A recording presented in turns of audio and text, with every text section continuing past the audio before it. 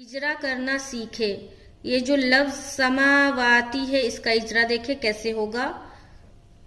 सा सीन के ऊपर जबर की हरकत है। जबर को जल्दी पढ़ें, थोड़ा भी ना खींचें। जैसे सा, मा, वा, मीम, वाव दोनों के ऊपर खड़ा जबर है। खड़ा जबर बराबर होता है अलिफ मद्दा के। खड़ा जबर को एक अलिफ के बराबर खींचकर पढ़ेंगे। जैसे समावाती। ता के नीचे जेर की हरकत है।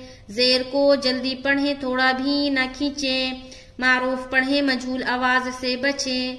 जैसे समावाती, समावाती। कहाँ खींच रहे? सिर्फ मीम में और वाव में।